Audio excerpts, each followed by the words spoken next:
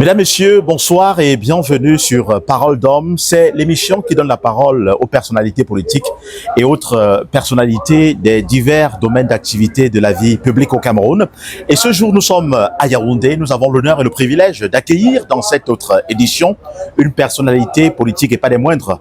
Il est ancien adjoint maire justement de Yaoundé 6, ancien militant du RDPC, militant déchu, on va le dire, parce qu'il a osé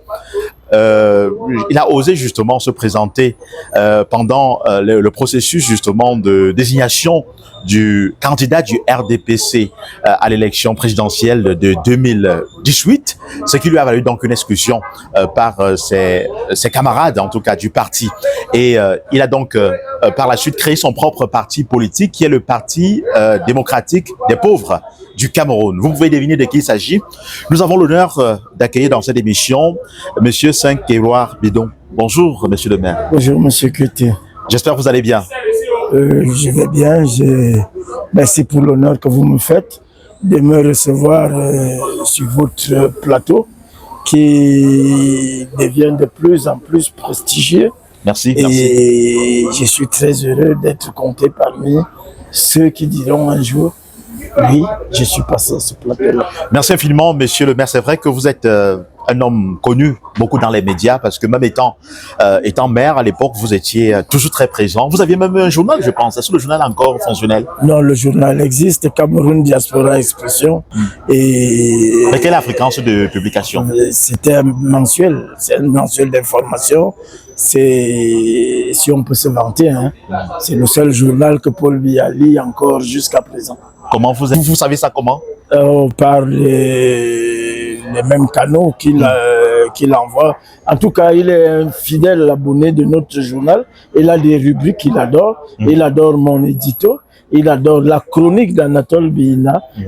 Il adore une autre chronique, le grand bêtisier. Donc, il lit les coups de gueule que nous poussons dans notre journal. C'est le seul journal où vous allez voir la pertinence côtoyer l'impertinence. Et les gens sont à l'aise. Président Saint-Éloi Bidon, parce que vous êtes président du Parti démocratique des pauvres du Cameroun, on veut un peu en savoir plus. Ce parti-là, on n'entend pas trop parler. Est-ce qu'il existe véritablement? Est-ce que vous avez des militants? Parlez-nous un peu de ce parti politique. Je suis parti d'un constat simple. C'est que 1% des Camerounais appartenant à un parti politique nommé RDPC contrôlent 99% de la fortune nationale, sans partage.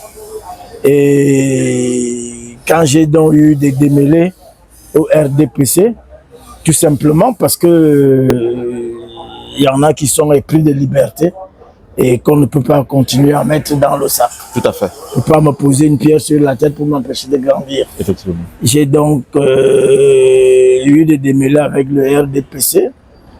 J'étais exclu du RDPC, malgré tous les services que j'avais rendus à ce parti. On a trouvé bon de m'exclure. Et j'ai donc eu l'idée de mettre sur pied un parti politique.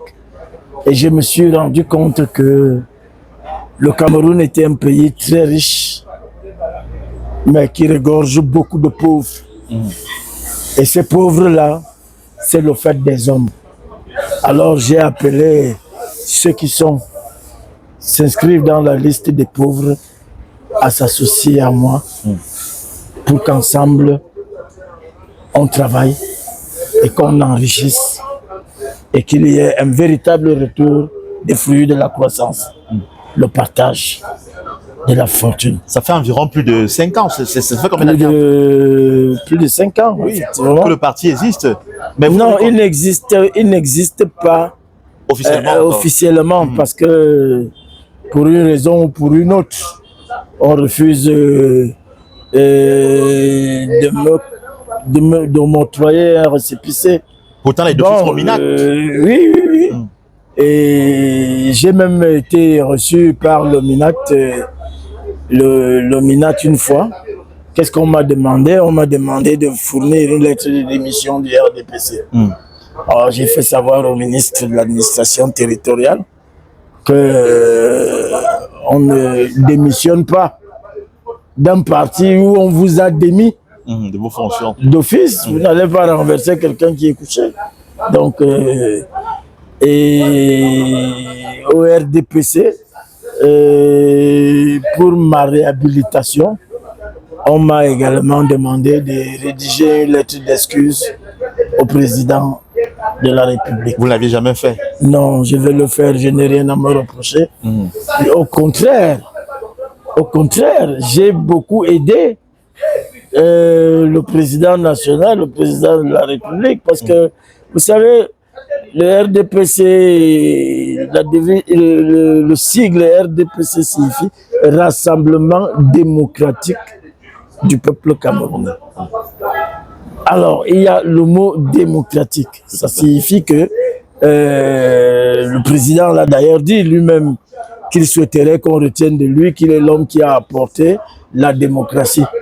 Et je crois que les événements actuels me donnent raison. On en est très éloigné.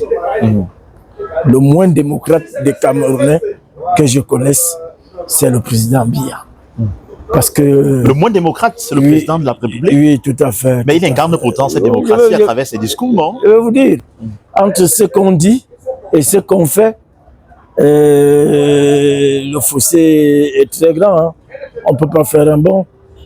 Vous savez que pour être conseiller municipal, vous avez besoin d'une investiture. Qui investit? C'est le président national du RDPC. Pour être député, on investit. C'est toujours lui qui investit. Pour être sénateur, on investit.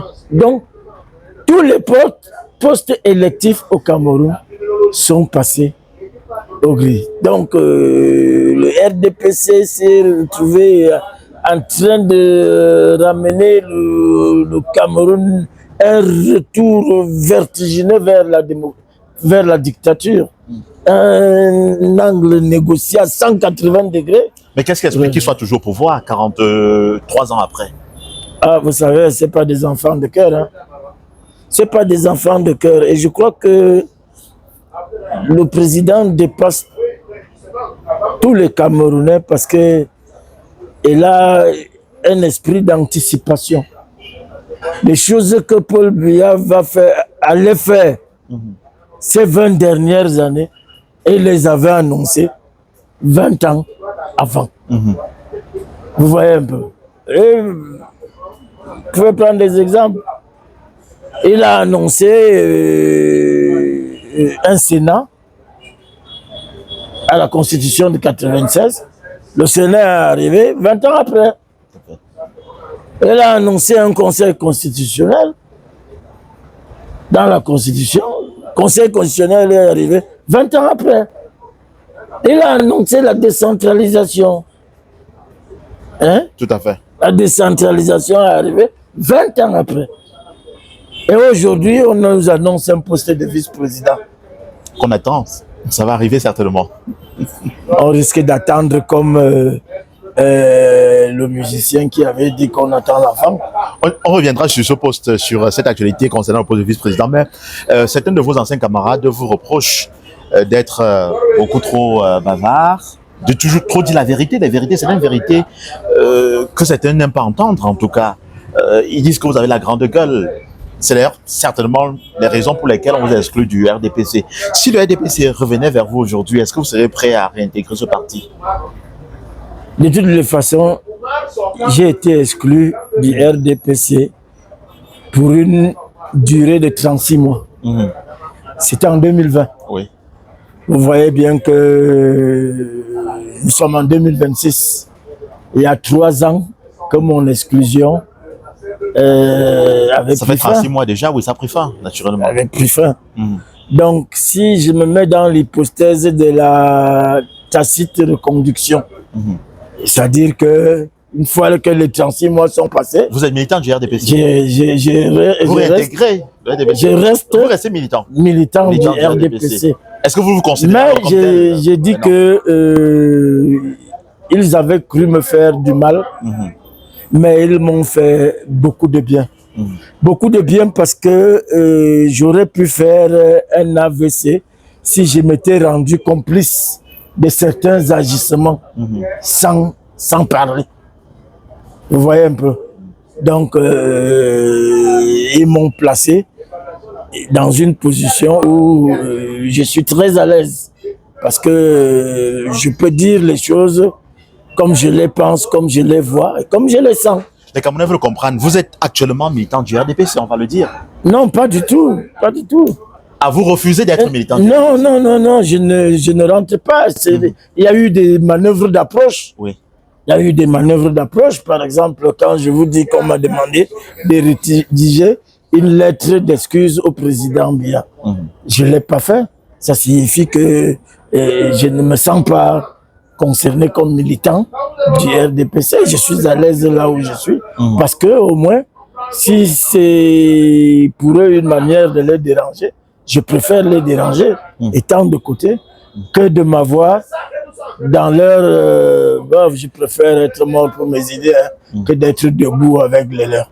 C'est vrai que vous êtes quand même rare, hein, ces membres ou alors ces anciens ou même militants présents du RDPC qui dénoncent les dysfonctionnements du régime qui est au pouvoir, qui est pourtant le régime RDPC.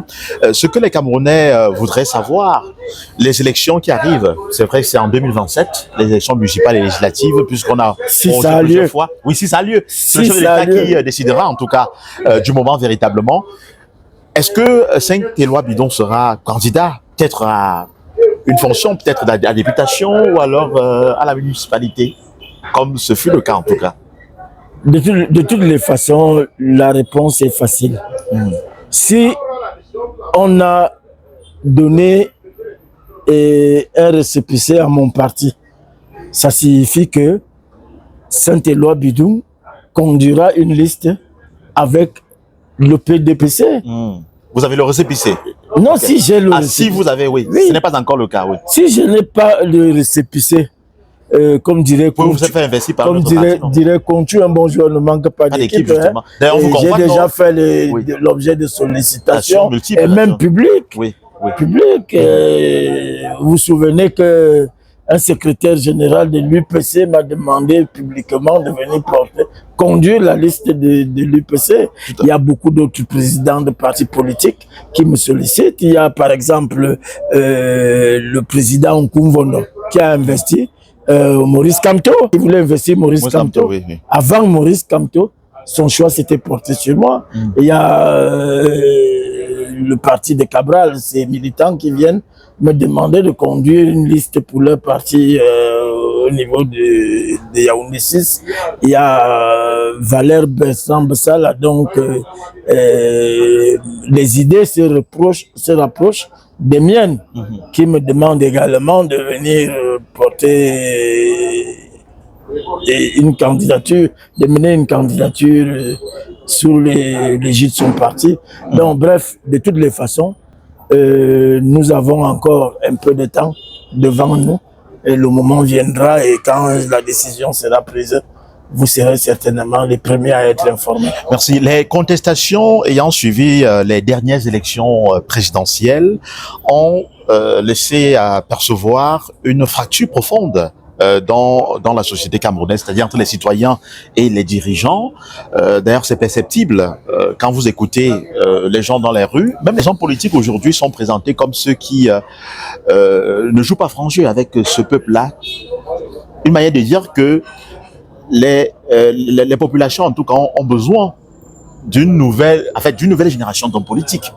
Est-ce que c'est pas le moment de saisir cette brèche-là, tendue par le peuple, on va le dire, parce que ceux qui existent, quand vous écoutez les discours, ils vous disent les hommes politiques déçoivent énormément. On veut des personnes qui viendront avec une nouvelle façon de voir, de faire la politique. Non, ce n'est pas comme ça qu'il faille le prendre. Les Camerounais sont un peuple essentiellement moutonné et lâche. Ah, lâche. Oui. Vous savez, vous pouvez faire la politique pour défendre les idéaux que le peuple aimait, mais ils ne viendront jamais vous écouter. Ils iront là où il y a le maquereau, là où le whisky en plastique coule à flot, là il y aura, et puis non, les Camerounais ne sont pas mûrs politiquement. Mais la faute à qui? C'est pas les hommes politiques qui devraient être éduqués. Justement parce que les hommes politiques aujourd'hui ont fait tellement de promesses qu'ils n'ont pas tenues, qu'ils sont tous devenus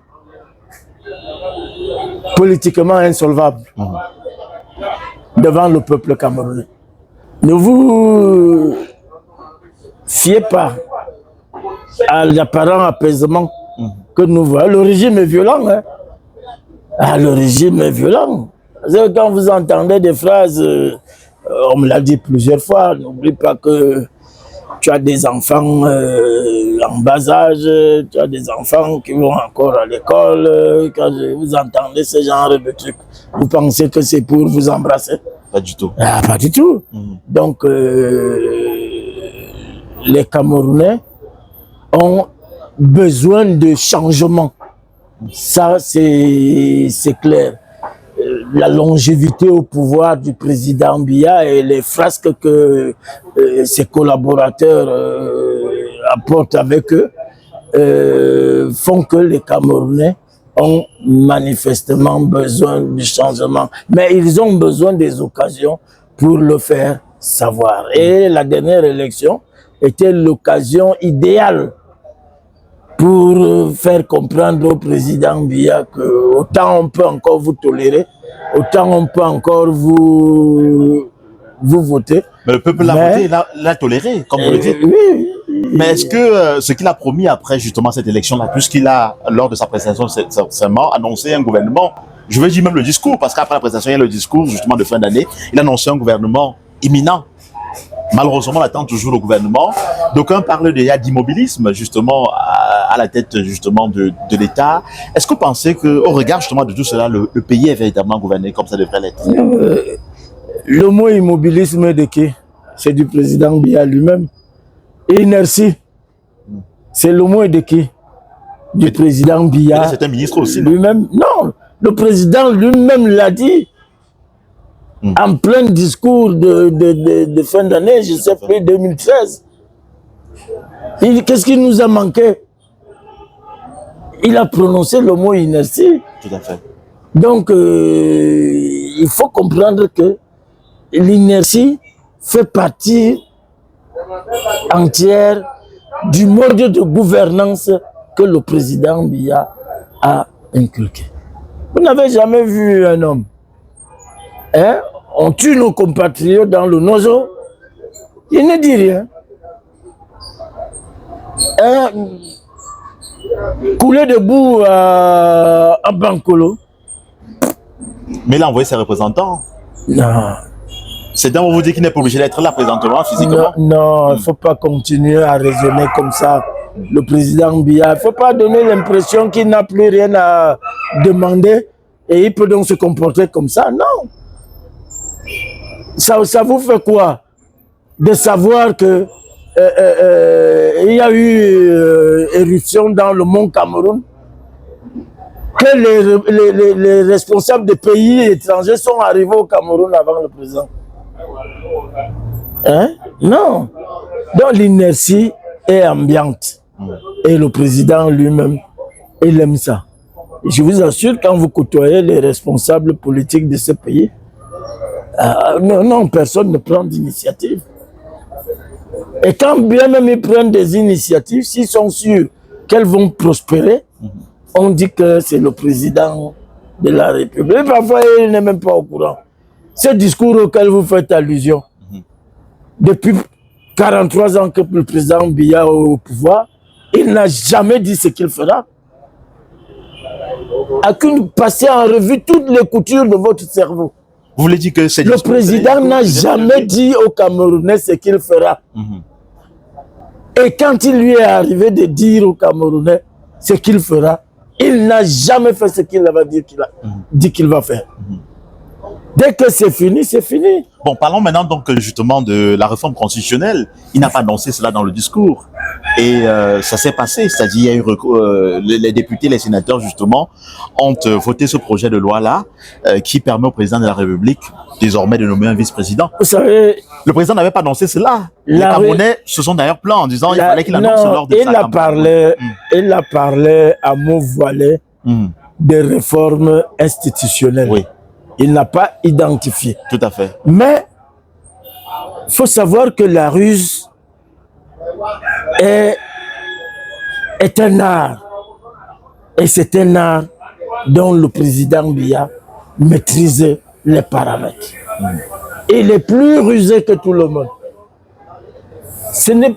L'idée de création d'un conseil constitutionnel n'est pas une idée du président Biya. Hein. C'est une idée de l'opposition. Ah, de la réforme, vous voulez dire, oui. Oui, quand il y a eu, on a créé le Conseil constitutionnel. Tout à fait, oui. C'est parce que le président Mitterrand le disait bien, on gouverne un pays avec les idées de l'opposition. Le président Biya n'a que faire d'un Conseil constitutionnel.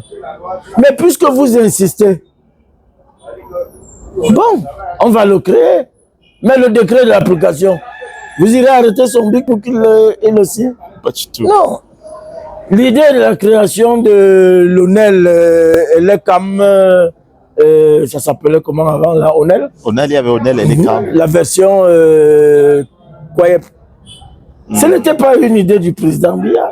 La réforme du code électoral, ce n'était pas une idée du président Biya. C'était des idées de l'opposition que le président a su capitaliser. En capitalisant, il n'avait aucune obligation de passer à l'acte. Alors, depuis, le président a été réélu, et il y a quelques jours, que les débats sont envenimés sur tous les plateaux, toutes les plateformes, et il faut un vice-président, un poste de vice-président. Il écoute. Un poste de vice-président, il faut qu'il soit anglophone, il faut que ce soit son fils, il faut que ce soit tel, il faut que ce soit tel. Le président dans la ruse, il utilise la même ruse que pour toutes les autres institutions. Bon, allons-y au Congrès, on va voir. On a donc créé le poste de vice-président. Mais il y en a qui estiment que ça ne s'est pas passé dans les règles de l'art, c'est-à-dire de manière démocratique, qu'on aurait pu associer la volonté populaire à travers peut-être un référendum. Non, la Constitution, il faut pas que les gens nous renvoient à l'université pour aller réécrire le droit, pour aller réapprendre le droit. Non, le pays a une Constitution et que la Constitution respecte. Vous voulez qu'on associe cela, pourquoi? Pourquoi vous ne demandez pas qu'on associe l'association des Bayam Salam du marché central? D'autant plus qu'elles ont démontré qu'elles étaient capables de s'organiser et avoir des tests mieux écrits que ceux du RDPC qui a tous les agrégés. Pourquoi on ne demande pas d'ajouter à la réflexion l'ensemble des prostituées qui vont vous dire que de toutes les façons, toutes ces personnes-là, nous les avons dans nos lits et on a les confidences? Non. Il a fallu réunir le Congrès et on est allé, on a créé un poste de vice-président. Mais là où les vicissitudes arrivent, les subtilités du droit, c'est le président qui sait les manipuler. On dit, il peut. Il n'a pas l'obligation en tout cas. Non. Quand on dit, il doit, c'est impératif. Quand on dit qu'il peut, selon les circonstances, selon sa volonté, il peut procéder à la nomination d'un vice-président. Peu importe son origine, de toutes les façons, il vous a fait la recomposition politique du Cameroun, tel que le Cameroun fonctionne, avec un ressortissant de l'Ouest comme président d'une institution, un représentant du Nord comme président d'une institution, un représentant des anglophones comme président d'une institution, vous voyez un peu. Et là, il a respecté les règles d'équilibre régional auxquelles vous faites allusion. Tout à fait. Maintenant, ça signifie donc quoi? Le poste de vice-président, ça ne regarde que moi. Et selon vous, Président, vous qui êtes un homme politique avisé, quel peut être le profil idéal de ce vice-président-là? C'est vrai qu'il y a des noms qu'on présente depuis un certain temps, parmi lesquels son fils, il y a ceux qui sont les anciens collaborateurs dans le gouvernement. Quel est le profil idéal qui pourrait répondre aux aspirations des Camerounais à ce poste? Le débat a été faussé dès le départ. Quand on a accusé le président Biya de vouloir faire comme les autres chefs d'État, laisser leur fils biologique, soit dit en passant,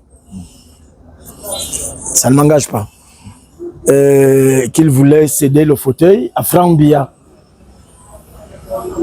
Vous pensez vraiment que le président, qui est le père de Franck Biya, qui a élevé Franck Biya, qui l'a envoyé dans les études comme il a envoyé tous les Camerounais, et puis s'il voulait que son fils lui succède, il n'aurait pas inscrit un apprentissage quelque part? Non! Le président n'a jamais cru en lui. C'est pour ça que il n'a rien fait de lui dans cette république. Peut-être qu'il a gardé le joker comme on dit. Non, on n'apprend pas à conduire la voiture en route. Hein? Il ne viendra pas apprendre à diriger le Cameroun étant assis à la présidence, monsieur. Si c'est donc une affaire de famille, quand on dit que le président voudrait laisser la place à un de ses enfants, il faut prendre ça au sens le plus large. Parce que il a des enfants biologiques, du moins ceux que nous connaissons, Tout à fait. ne remplissent aucune condition. Bon, c'est vous qui le dites. Pouvoir... Non, non, ça se voit. C'est vous qui le dites. Voilà autant de choses qui font que quand on vous dit la vérité, vous dites qu'il bavarde beaucoup. Non. Junior Biya ne présente aucun critère objectif pour qu'on puisse penser que son père peut penser à lui. Il est trop jeune, peut-être. Pour en faire. Il est trop jeune. C'est ça. Non, il est majeur. Hein? Brenda Biya, vous-même, vous savez. Hein? Vous connaissez ses tendances. Voilà. Il a pensé à les mettre à l'ENAM, peut-être pour que les mettre au même niveau d'apprentissage que les enfants des autres. Mais ça n'a rien donné. Donc le président, je ne sais pas. Et le peuple camerounais, lui, il va accepter Franck Biya. Que au nom de quoi? Le peuple voudrait donc accepter qui? Quel profil? Non, je procède par élimination. Son père lui-même n'a rien fait de lui pour qu'on sente qu'il espère que son fils peut faire quelque chose. Maintenant, le peuple qu'il viendra commander va venir lui donner les onctions. Pourquoi? Pour lui dire merci parce que ton père a bien travaillé. Vous pensez vraiment qu'en 43 ans, là où le Cameroun se situe aujourd'hui, hein, de toutes les façons, donnez-moi ce Cameroun pendant 72 heures. Il me sera difficile de faire moins bien que Paul Biya. Est-ce qu'un anglophone pourrait réussir à réconcilier davantage nous les Camerounais? Parce qu'on a suivi certains qui penchent plutôt vers un anglophone à ce poste-là. C'est fou, c'est bête, c'est stupide. On ne peut pas dire que, sous prétexte que tu es né à Boya ou à Bamenda, hein, ça t'attribue des compétences pour pouvoir gérer. D'ailleurs, moi, je suis contre l'équilibre, les équilibres régionaux. Vous voyez que s'il faut toujours chercher un premier ministre chez les anglophones, on finira par avoir le plus médiocre. Hein? Là où un Bamileke, un Ewondo ou un Aoussa sera le moins médiocre. Tout simplement parce qu'il est né au nord. Non, les tenants de cette thèse-là, j'ai suivi mon ami Elimbi Lobe, j'ai suivi Akere Mouna qui semblait développer ce genre de thèse-là. Et d'ailleurs, le président vient de vous remettre à vos places. Il vous a dit, le président de l'Assemblée, ce sera un gars du Nord. Il a pris la donnée à un gars du Nord, qu'il soit brillant, compétent, on s'en fout. L'Assemblée nationale, on va donner ça à un Américain. Qu'il arrive là parce qu'il est le beau-frère de la belle-mère on s'en fout. On lui donne. Hein? L'anglophone là, il est le moins médiocre de tout ce qu'on avait sur la liste. On prend en main. Mais, il vous dit, le poste de vice-président, les équilibres sont respectés. Ça dépend. C'est sa discrétion personnelle. Ma discrétion personnelle. Je peux nommer à ce poste mon épouse, je peux nommer à ce poste mon fils, je peux nommer à ce poste mon beau-frère, je peux nommer à ce poste mon neveu, je peux nommer à ce poste mon ami. Ça ne regarde que moi. Peu importe ses origines, mais le principe reste acquis, que ça ne dépendra que du président de la République. Président, est-ce qu'on peut s'attendre à ce que, en fait, les Camerounais s'interrogent pourquoi il n'y a pas toujours un gouvernement? Depuis la réélection du président de la République, on s'attendait à ce qu'il fasse un remaniement ou un réaménagement en tout cas, mais rien du tout. C'est le même gouvernement depuis plus de 7 ans qui est là en poste, en fonction. C'est lié à quoi? Il voudrait associer toutes ces nominations avec la nomination du vice-président? Non, pas du tout, pas du tout. Je vous ai dit que le discours du président du 31 décembre n'a jamais été rédigé par le président. Parce que le président ne dit pas ce qu'il va faire. Un président ne dit pas ce qu'il va faire. Donc, ceux qui ont écrit ce discours-là, le président est en train de les inscrire en faux. Vous venez annoncer que dans les prochains jours, je vais faire un gouvernement qui vous a dit. Il est donc en train de tirer de l'eau à l'âge. En plus de ça, est-ce que le président a un intérêt particulier à changer ce gouvernement? Quand vous regardez bien, la longévité de ce gouvernement traduit la satisfaction du président vis-à-vis de ce gouvernement. Mais les Camerounais s'en plaignent. Non, que les Camerounais s'en plaignent ou non, à partir du moment où ça ne dérange pas le président de les avoir. D'abord, le président est déjà âgé. Et il n'a plus le temps de pouvoir enseigner le travail à quelqu'un. Si vous voyez, tous ces gens-là sont devenus ministres beaucoup plus jeunes, où le président avait encore la main mise sur le Cameroun. Ben, il les connaît. Ben, vous allez lui dire de venir nommer Saint-Éloi Bidou ministre parce qu'on espère qu'il peut changer les choses. Le président va demander, mais Saint-Éloi Bidou là, c'est qui? Il sort d'où? C'est le fils de qui? C'est comme ça. Donc, ces gens-là, si le président est resté avec eux pendant 7 ans, c'est parce que le président avait besoin de repos. N'oubliez jamais qu'en signant une délégation de signature à un fonctionnaire dans ce pays, le président avait besoin de se reposer. Il savait bien que vous allez contester tout ce que ce monsieur va signer. Mais ça lui permettait d'aller se reposer à Genève, aller à Baden-Baden, aller rester en Vomeka. Il pouvait manger ses vipères et ses cellules en toute tranquillité avec ses amis Kute, Sadi et autres. Pendant que vous... Non, le président n'a aucun intérêt à changer le gouvernement là. Aucun intérêt à changer ce gouvernement là maintenant. Pourquoi? Le président a été élu. Ce sera une preuve d'ingratitude à nul autre pareil. Vous pensez que si vous prenez les actions que les gens ont eu à mener sur le terrain, qui ont permis au président de la République de rafler, d'être réélu, hein? Vous voulez qu'il enlève... C'est une récompense en fait. Qu'il enlève un Nganou Djoumessi, hein?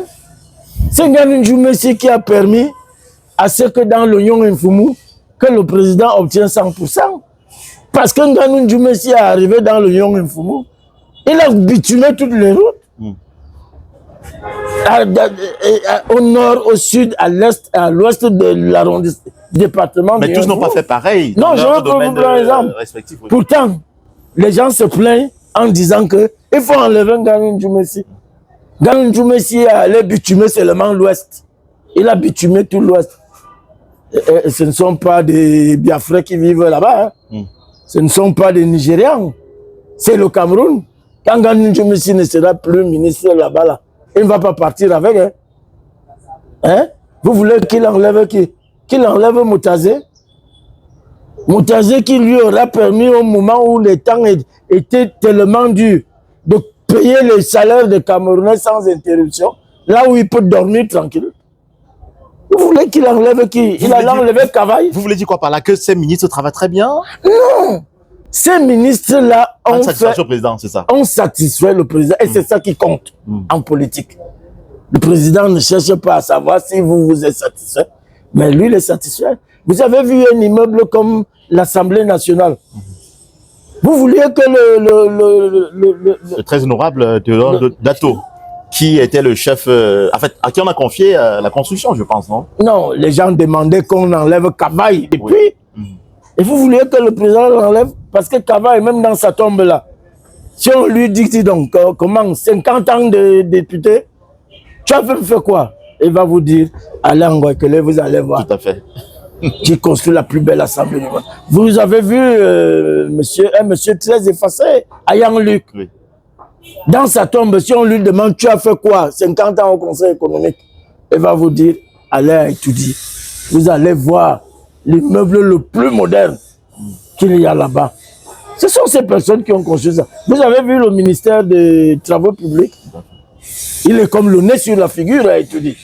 Et vous allez demander au président d'enlever celui qui a construit et qui a laissé une œuvre dont les Camerounais se souviendront que c'est lui qui a construit ça.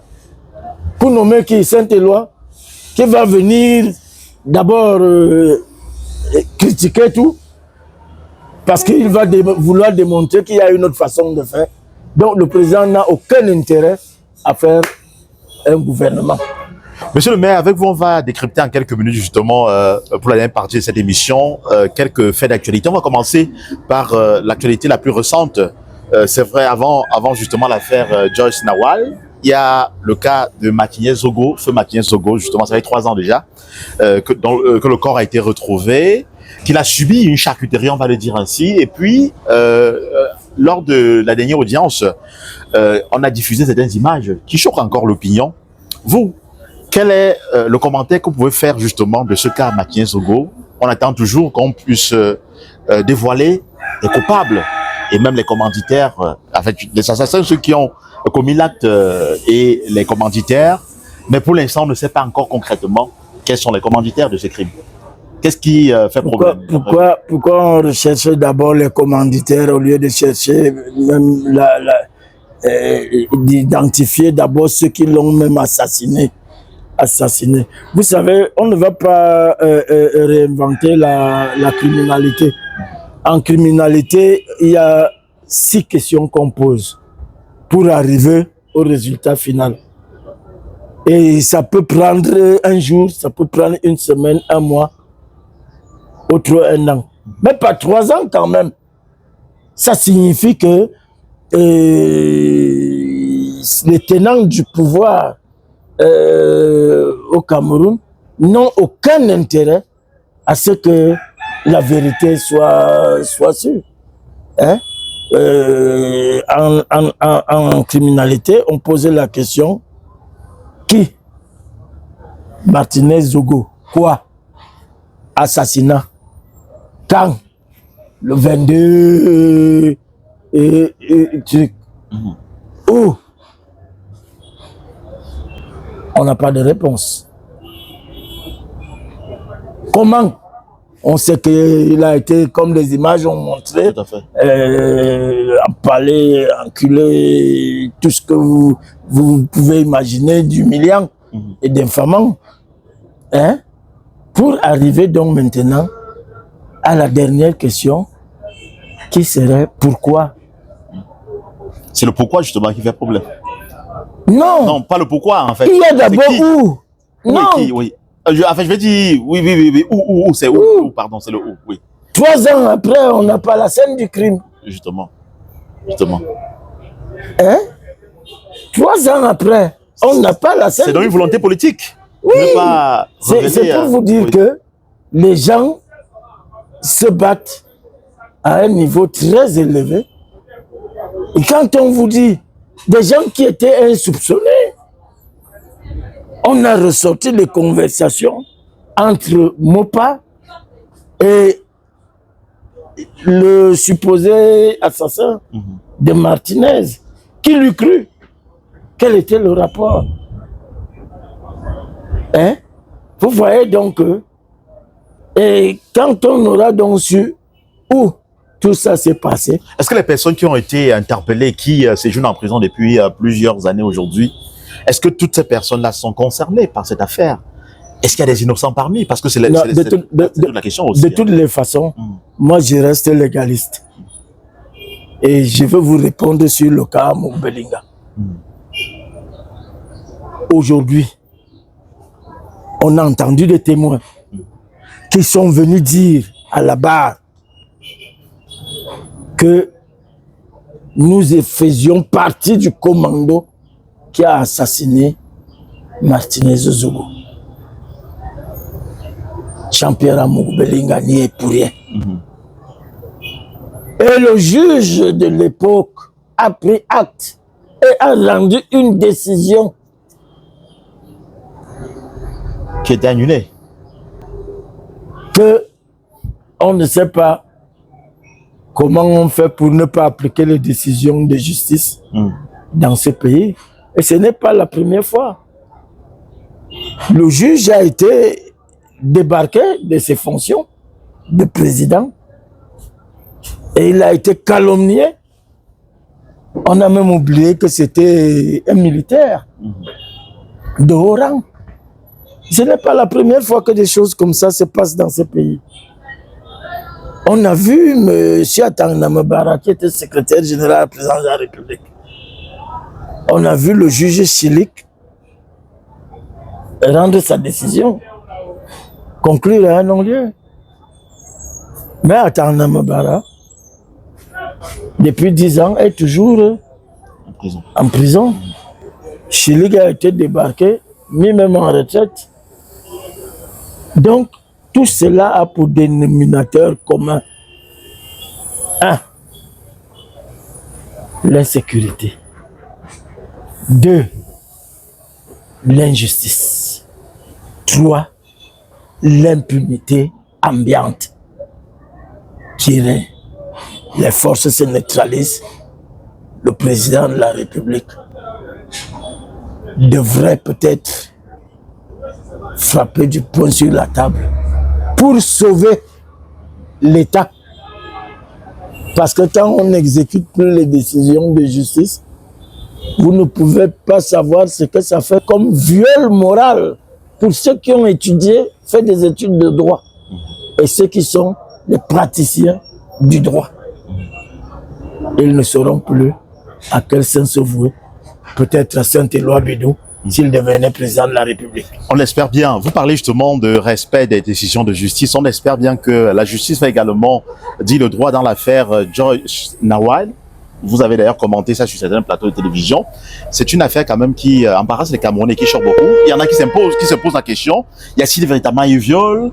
Est-ce que peut-être les enquêteurs se sont trompés? Ou alors les premières informations, les parents se sont trompés sur ce qu'a eu leur enfant.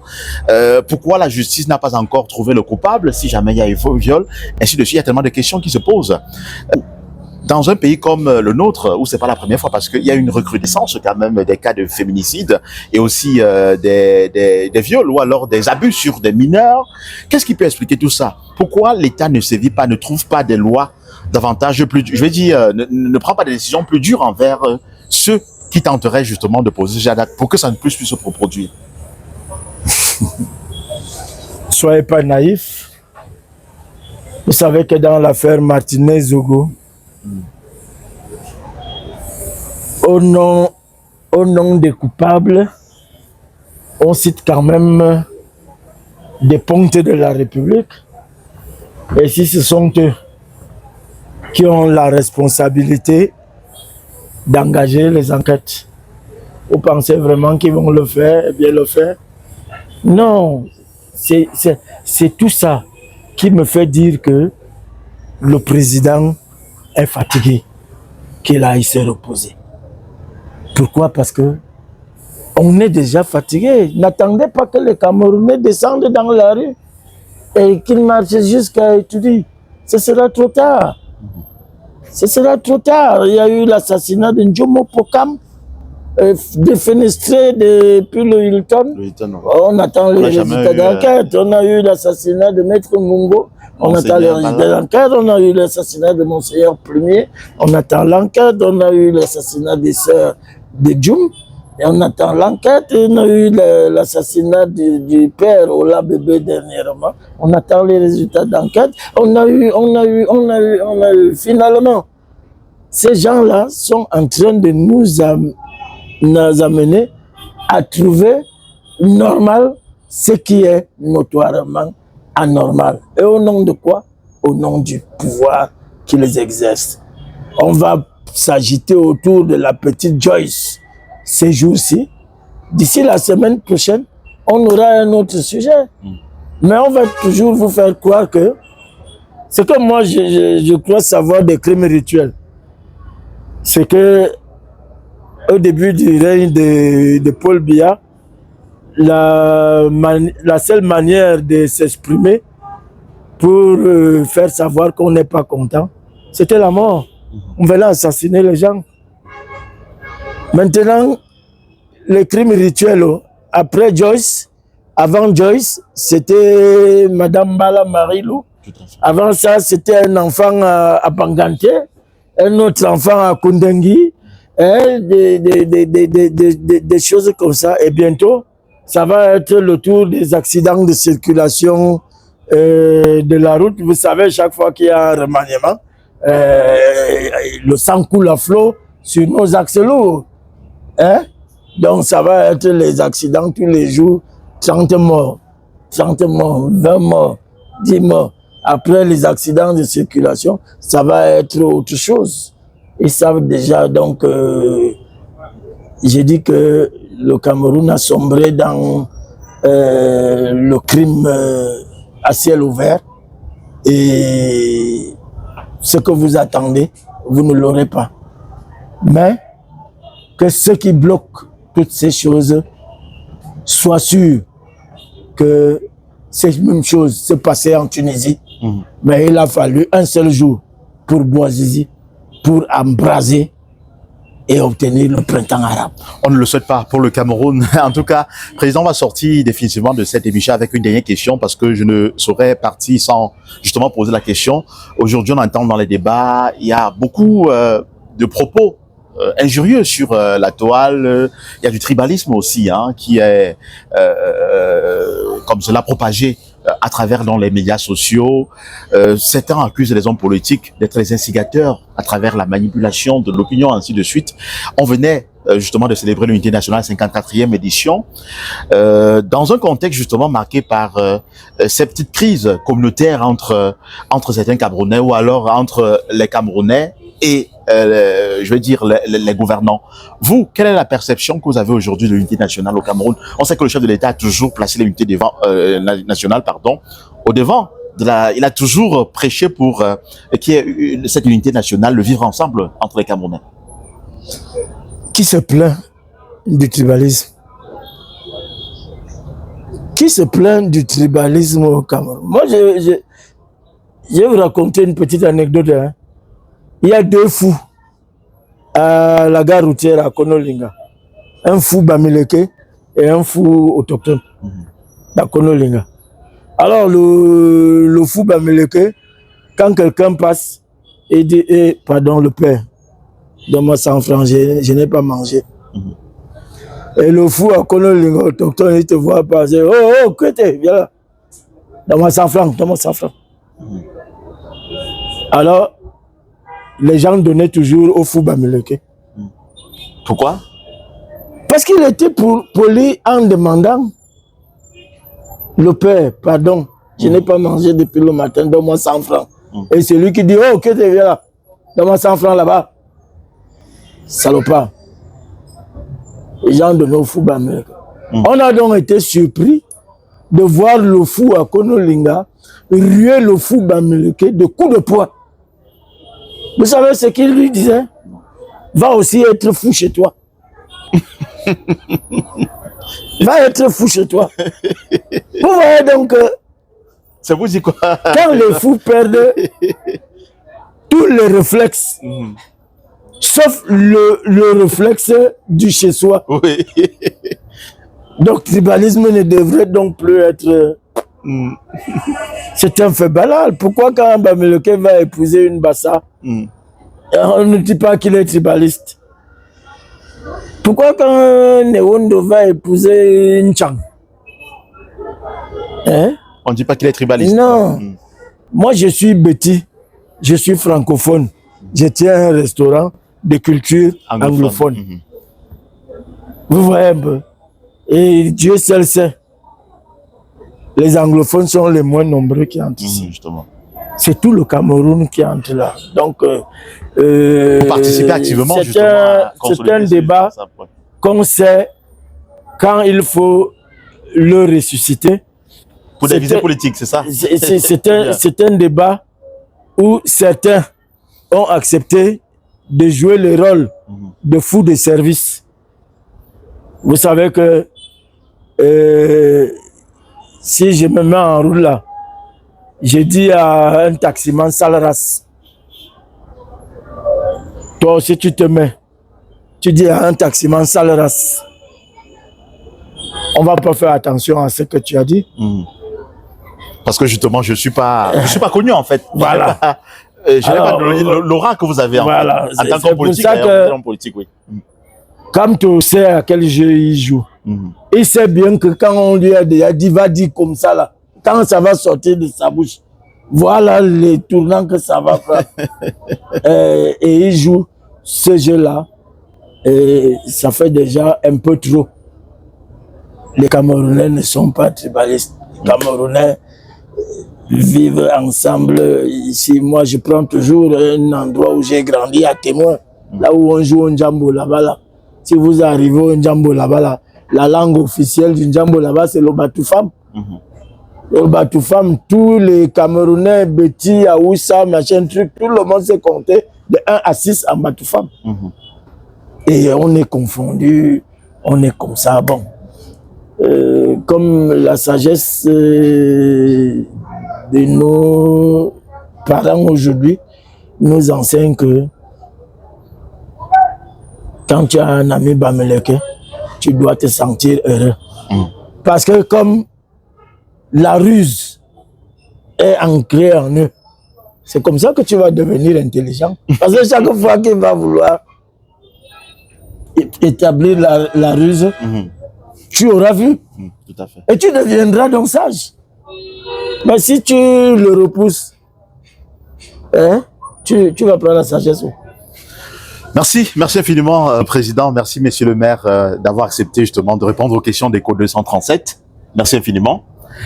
Mesdames, Messieurs, c'est ici que prend fin cette autre édition de Paroles d'Homme réalisée justement en direct de Yaoundé, nous nous trouvons. Merci de nous avoir regardés. Nous vous invitons à continuer à liker, à commenter, à partager nos publications et surtout, n'oubliez pas d'inviter vos proches à s'abonner sur Écho 237. On se retrouve très prochainement avec un autre invité. À très prochainement. Vous rêvez de parler anglais avec confiance pour vos études, votre travail, vos voyages ou vos examens. Alors cette opportunité est faite pour vous. À Professeur Ouélé Academy, nous aidons les francophones à apprendre l'anglais rapidement, en 4 mois seulement, grâce à une méthode simple, pratique et efficace.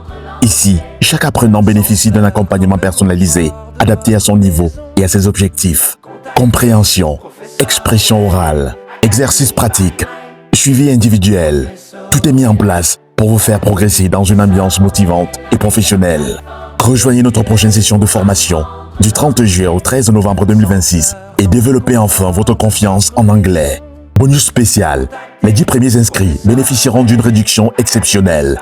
N'attendez plus, inscrivez-vous dès maintenant via l'adresse email professeurweleacademy@gmail.com ou contactez-nous via WhatsApp au +1 202 276 5592. Avec Professeur Ouélé Academy, l'anglais devient facile et épanouissant avec le soutien d'Eco 237, média partenaire. Mesdames et messieurs, préparez-vous pour l'événement le plus glamour et prestigieux de l'année. The Night of Excellence, la deuxième édition arrive à Pittsburgh, en Pennsylvanie. Une soirée exceptionnelle dédiée à l'honneur, à la célébration et à la reconnaissance des leaders, acteurs communautaires et personnalités remarquables qui ont marqué notre communauté durant l'année 2025. Rendez-vous le samedi 15 août 2026 à 19h précise au Legacy Event Center. Au programme, un somptueux tapis rouge, des distinctions honorifiques, des prix et concours à gagner, une ambiance chic, classe et glamour, et de nombreuses surprises tout au long de la soirée. Sous le leadership de la présidente Rosie, le comité d'organisation vous promet une nuit d'émotions fortes, d'élégance et d'excellence. Dress code, chic et glamour. Préparez votre plus belle tenue de gala et venez vivre une expérience inoubliable. Prix du ticket, $100. Réservez dès maintenant sur www.thenightofexcellence.com pour bénéficier d'un confort particulier le jour de l'événement. The Night of Excellence, là où l'élégance rencontre la célébration. Un événement présenté par le bien planner d'Eco avec le soutien d'Eco 237, partenaire média officiel.